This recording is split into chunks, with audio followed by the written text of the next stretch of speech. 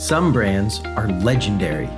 In every category, someone sets the standard, and some companies create raving fans. Join Scott Wozniak and Caitlin Johnson of Swaz Consulting as we dig into the tactics and tools behind great organizations. How did the legends do it? And how can you become a legendary brand too? All right, Scott, there are some really cool, high value things that Swaz Consulting has been working on that we want to provide out to our clients. And I really wanted to ask you some more questions about what is up and coming. Yeah, I'm guessing you're talking about Legendary Brands Academy because Yes, yeah. ding, ding, ding. Yeah, we've been doing, it's been a lot of work, but a lot of lessons. It's been really an interesting process for us getting this built because it's a different thing than we've ever done before, and it really has caused us to learn new skills and develop new muscles. So, Well, how did you identify that Legendary Brands Academy was something that you even wanted to work on? okay, so customer insight. I mean, the answer is like one of our fundamental engines parts for excellence is the fuel that feeds the engine is customer insight. But maybe let me pause. Let me just not assume everybody knows what this is. It's just recently launched, so a new deal. Legendary Brands Academy is our online program. It's like an annual deal. There's a course where you can take the learning course and learn all the skills of legendary brands, but we've got live monthly webinars and library of resources and bonus materials thrown in every month. And so there's a lot of fun stuff to it, but think an annual program for this kind of content, but like the actual deep training tool. So with that context, that's totally different than what we've been doing because we've been in person, high-end, high-touch, long projects. I mean, you and I have been a part of, we're doing two right now, like these epic, we meet monthly and we work on detailed documents and we're custom crafting things. It is super personally fun for me. It's like this big jam, right? It's awesome, right? Yes. Half of the fun is learning the other company, like, tell me more how you work and what is it? And like, let's build this thing just for you. Problem solving, right. Yes. Okay. So all that's awesome. Growing a company, rocking and rolling, living the dream. And last year wrote a book about all this stuff, put the engine finally in a book format. Book took off. We hit number one in our Amazon category, customer experience, and having a blast. And then the like customer insight, we're having conversations of trying to follow up. What'd you like? What don't you like? Who's using it? I'm reading the reviews. I'm actual friends and clients. I'm get strangers talking to me. So all this we start noticing. We're collecting data. We have a regular process where we just sit and talk about what are we seeing? What are you hearing? And there's a lot of people who are asking, hey, what else can I do? I want help implementing this. We would send them normal stuff like, hey, you want to hire me, Caitlin, and Matt? We'll come on out. It'll be great. And look at our budget. And listen, mid to large size companies love it. And those who don't have those kind of budgets or don't have the time, sometimes they're like, we're just too busy. We can't carve out programs. And I just want this one little piece. And we don't really have anything for that. And so the customer insight was that the customers are saying, hey, what about this? What about this? What about this? And somewhere around the, 20th time that I'm like, yeah, we got nothing for you. So, there might be a small trend there, Scott, yeah, a small trend, right? So we started having conversations saying, what if we put an online version of this? Because the book's cool, but there's this other level. Now, what are the actual tools we use with our clients, and how do we actually help you implement that idea? And the book references it, but the book's not intended to like you can do a deep work. We've done this deep workshop on like every chapter of the book. So, so I say all that to say the customer demand, the fact that we were missing something, that was the first prompt. So, okay, lessons learned, right? Because the point of this is not just talk about the program. It's like, how can other leaders apply this? Had to be a way for us to capture this because there was enough one-off things that I blew off. It wasn't until we noticed a pattern.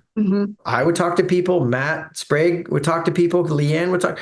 There's like multiple people here who get involved in sales conversations. And it's when we all got together and shared our combined notes that we noticed, guess what? We're all getting this new message and we should maybe do something about it.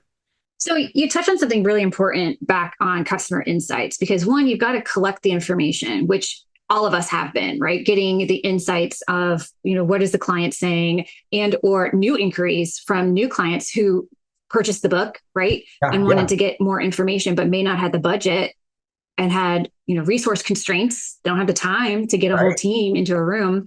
And so then you guys started to ask why. Why are we missing out on these clients? Yes. You And know, it's not just the data, it's a discussion around the data. We say that you need customer data, but raw data, like the fuel in the engine, the metaphor, it's like mm-hmm. raw data is like pumping crude oil in your engine. Hey, if it's a diesel engine, it'll turn over. Like it'll work. You can run a diesel engine on crude. Mm, It's a mess. There's a waste and byproduct. You got to clean the engine a lot. I mean, it's not efficient. mm-hmm. So you want to take that raw data and refine it into high octane insight, where it's like, man, this really hits bang for the buck, and really all our energy gets pointed right in the direction we want. And so, yeah, it's data's necessary, but not sufficient. You got to convert the data into insight. And that is just, listen, there's fancy tools, there's charts and graphs, Mm-hmm. but at the simplest level, you just need to talk about it. Mm-hmm. Now, if you're running a large organization with tons of technical equipment and people all over the place, and managing electrical wires and machinery, then yes, you might want to make sure that you have analytics on your data, so you don't just grab one data point and make a story out of the thing. But at the end of the day, even then, a human needs to sit and have a discussion with other people about what the analytics are telling them. The Mm-hmm. insight process is humans processing this stuff and saying, what do you Mm-hmm. see? What should we do about it? And so, Yeah. And that's step one yeah. to building a legendary brand. And I love how you're demonstrating how you continue to apply that growth mindset and continuous improvement mentality to our, this own company here, to identify there was a gap. Yeah. And let me be clear. I actually did not want this to be true. Wait. It's not the first time someone has suggested we should make an online program, and I'm happy Mm, was able to blow them off every other time. Yeah, yeah, yeah. We'll get around to that someday. That'll be awesome. Way back in the day when I was getting started, I had a partner company that did this, and I get put some material on their platform, but I didn't really like. Here's the thing. It's a lot of work, Caitlin. Oh my gosh. right. It's more work than I thought it was going to be, and I knew it was going to be work. And you don't get paid for any of that work up front. Mm, Okay, so the downside of our current work is it's complicated, and it takes forever, and it often is a very slow process for people to trust you enough to sign big deals like that. I got it. But from a business standpoint, there almost is nothing more beautifully efficient than the expert consultant from a business model. What is our cost? Nothing. I just got to pay you and pay me. Done. yeah. Right. Right. Like clients, typically, if we travel, we can do a lot virtually, but normal deal in the industry is travel's reimbursed. And so if we do Mm-hmm. need to fly to them, so that's a net zero for me. It's just I need to have smart people, and like find Caitlin's and then put Caitlin's with clients. Mm-hmm. Everybody's happy. You get your slice of the money. Ta-da. Like it's so simple. It's instant Right. money. There's no gap in the profit. We have extra inventory. Dude, this thing's backwards. Online programs, you got to put all this work into like building, Upfront. designing, uploading, pay for stuff. You got to put technical things in place. You got to actually Mm-hmm. record the content. Yeah. It's an Speed the money investment. yet. You build the whole Mm-hmm. thing and nobody's giving you any money, and you cross your fingers and hope you can make your money back. And I've been able to dodge that for a long time. Yeah. Well, Yeah. that's a business strategy though, too, okay, so and this is exactly what you talk about in your engine. Customer insights, you're looking then for trends, understanding your opportunities, which you found in having an online program, and then building something. It's a financial risk. So, but here's what you did, right? Is beta tested it. And one thing I think is so phenomenal about what you've built is that it focuses on the experience for Mm. the individual taking it to, which is everything that you talk about with the engine, customer experience. Dang it. We can't talk about a good experience and build something that doesn't have all of our elements. It's like, it'd be really obvious. Like, you should do this in a program that doesn't. Right. No, but yeah. So this is key. It would be a crazy risk if I didn't have customer insight. Right. Mm-hmm. This is why, like, Mm-hmm. finally, I'm like, it's a good business decision, because if you know they're already lined up asking for it, then that's when it's not crazy risky to go build something and figure out, does this thing even work? Let me give you a less um, Scott Wozniak example, because this is just universal. Hmm. Richard Branson, who often is got this image of this wild, reckless, crazy billionaire risk it all guy.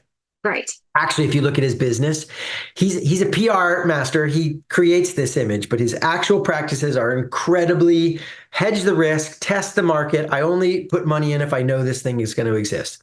So Virgin Airlines, which is Hmm. probably one of the most capital intensive, ridiculous markets. Like, why would you go into this thing? He was stuck in on a flight scenario, a cross Atlantic flight, trying to get out, and the airlines wouldn't fly it. It was overbooked. This dumb bureaucracy that he was mad about, and so he said, "I'm just going to charter a plane. Like that, you won't fly, but can I hire a pilot and charter one of those big jumbo jets and do it?" And they're like, "Yeah," and he sold out instantly. Hmm. It's like, oh, people were interesting. So he just wanted to get himself across. And he's like, Yeah. well, I'll share the money. Like, but anyone else want a seat? So so then he negotiated to buy one plane, only one plane, and he had the option at the end of 12 months. He had up to 12 months to return the plane if he didn't want it, if it wasn't working. Nice. And he would get most of his money back. And so Hmm. like he only had to cover that slight little bit that he was going to spend on the plane throughout the year. And so then he ran it for a year to see if there was customer demand. And then he goes, we're raising money. I'm launching an airlines. We're going to go. And you're like, why would you go to airlines? That sounds crazy. Well, not if you know the customers are there. If, as you did, Hmm. sell out every single flight, you're like, okay, Hmm. we can do this. So without customer insight, yeah, you guess. And when you guess, it is expensive and risky. And that's where you hear these crazy business stories. And sometimes you get lucky. But man, that is not a smart way of living. If when you are truly regularly listening to your customers, you'll know, hey, guess what? This time, if we go for it, now maybe I could have done an online program years ago and it would have been great, but I didn't know that. Hmm. And as of end of last year, I knew that. And so it's like, all right, dang it, it's still going to be a lot of time and work. But you're getting the insights that people want it. Right. Yes, yes. And you mentioned the beta group, because I think sometimes the Yes. mistake we make is done, right? I did my insight process. Now we can check the box and just go put our head down, build, and it'll be awesome. I talked to my customers once.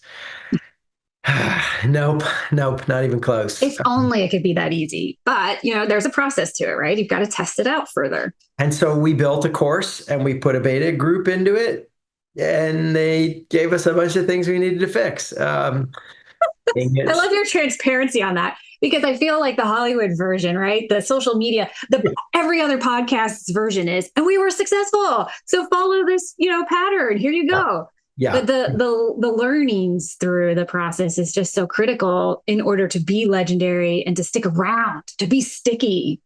Yes. And they liked some stuff, the content. All our content is battle tested over many years. Like they're like, wow, that was a good idea. And we really like that worksheet. But the videos, we did them in-house. Like literally, I did them in my home office. I could put my iPhone on a tripod, a little iPod. No, hey, I Yeah. talked and had this background behind me of the map on the wall, and it was cool. And they're like, no, no, you can't do a program about being legendary and world class and do it in your home office, dude. Now, Okay, maybe so some you're of, getting more insights now. yes, yes.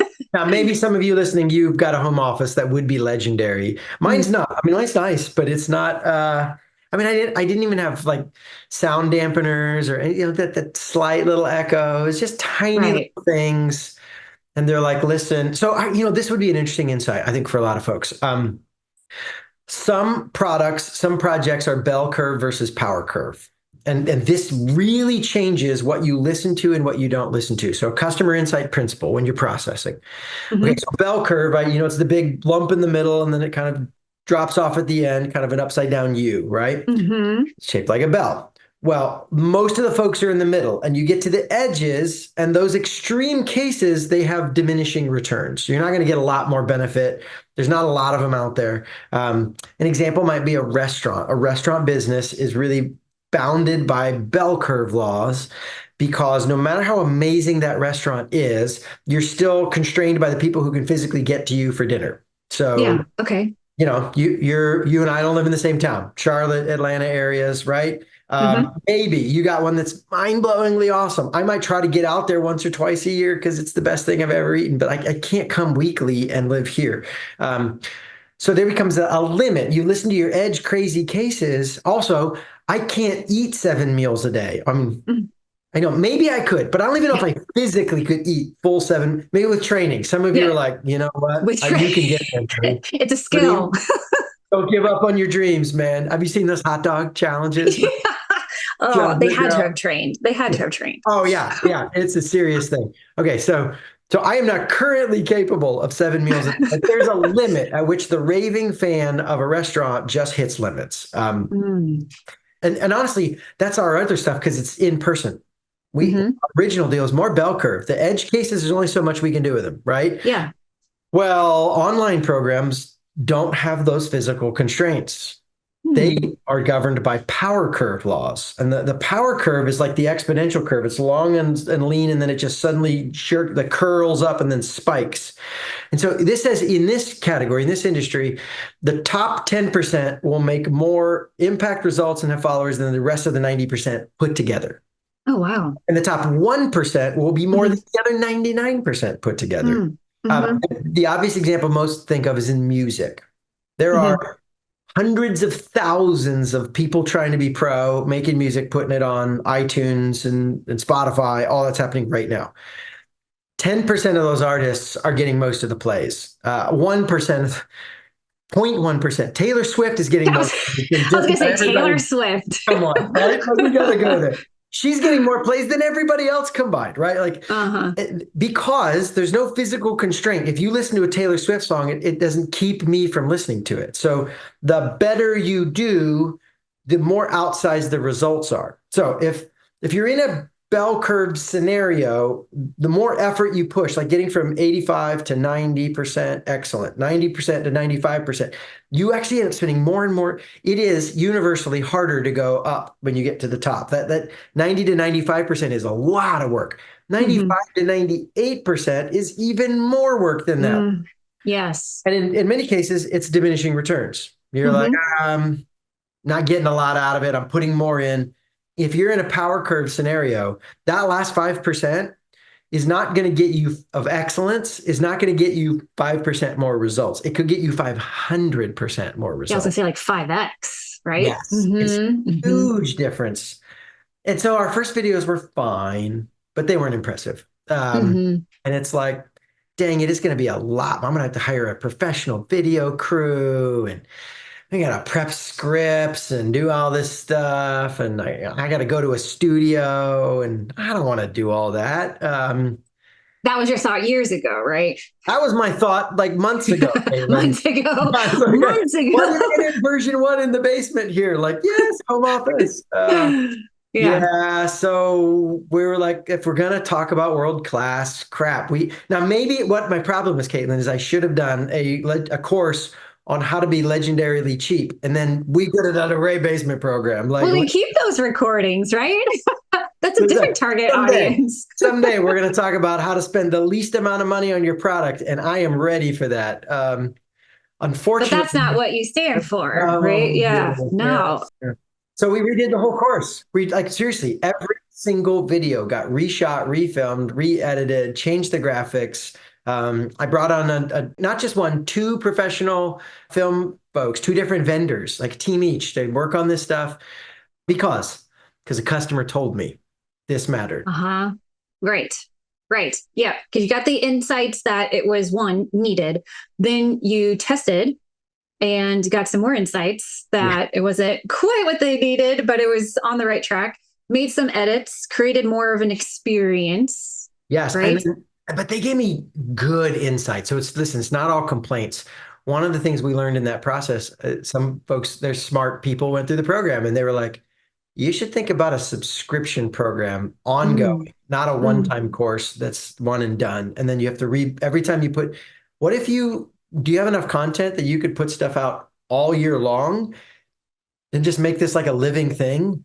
Mhm. And people sign up for an annual subscription and they just stay around if it's valuable for them, rather than Mhm. reselling everybody every time. Like, just because I was like, I want to make more courses. Like, well, then just make it a program. It's a different thing than a single course, which is what I was trying to do the first time. Like, it's the next book, right? Like the book deeper. And so again, dang it, that was a lot of work, but that is a strategically smart idea. Mhm. So I got a great idea from my customers. They didn't just tell me what wasn't right. They also made me turn it into a much more valuable business approach. Because, well, I am not short for ideas. When we get together as a team and say, what could we do? We build pages of all the cool things we could make programs and courses. And I mean, I don't know. Okay, then maybe we need to have a gamification course on there someday. If you You know never any know. gamification experts, let me know if we're looking for Yeah. somebody. Yeah. Right, right. Yeah, you never know what's going to be next in this subscription model. Um, by the way, Great. for those of you who didn't catch the previous episode, Caitlin is a gamification expert writing her own book on this stuff. So, um, Yeah, thanks, Scott. being you never know what they're going to tell you. It could be the thing that unlocks the next big thing. So it's an ongoing conversation with the customers, not a one-time special project. And it has radically changed the quality and the kind of things we produce for them, because we know what they already want, and we just like try it, test it, try it, and we just this constant back and forth, this iteration of we offer and they react, and we talk and ask questions and why. And it's been a lot more work than I expected it to be, but honestly, it's one of the most. I've been half joking about that. It was a lot of work, but it has also been one of the more fun, exciting, cool things I've done in years. Well, and it's helpful when you have the direction that your clients are telling you to go in. So now you can just focus all of your energy into producing something amazing. Yes, yes. Listen, especially if you've done the other parts of the engine and all this that we talk about, they trust you, they like you, they want you to win. Mm-hmm. Just like they'll be delighted to be in a conversation with you and say, hey, can I check it out? And what do you think? It was our raving fans in there doing the stuff, playing with it. It's a really amazing thing when you build it together with your fans. That is to me one of the most satisfying, cool learning business experiences. Well, life experiences is just like designing something for someone with them giving you the feedback in mind. Or you could just guess. You could just Yeah. assume you're really smart, throw stuff at the wall, see what happens. But then that's more risky. Yeah. Yeah, I've done both ways. Mm-hmm. So when is this launching? Well, May 6th. So I think Okay. at the time this goes out, it will have just launched. And so yeah, it's like May 6th, 2024. We're live. Oh, and I didn't even tell anybody where it's at. We should probably Yeah. legendarybrandsacademy.com. That's where you go. Okay. www.legendarybrandsacademy.com. And that's kind of the landing page that you can learn a little more about it, get links to go sign up, check all that stuff out. But yeah, man, That's exciting. it's been learning. Then yeah, we're learning from the ultimate source, and that's our customers. And that'd be my challenge to you guys. Hey, I love that you like our podcast. You know who's even smarter about your business than we could ever possibly be? Your customers. Your customers. Thanks for spending some time with us on your journey to legendary. If you enjoyed this episode and want more content like this, you may want to sign up for our newsletter. You can do that and learn about all the ways we are helping leaders build legendary brands at swozconsulting.com. That's www.swozconsulting.com. Greatness is possible. You just have to build the right engine.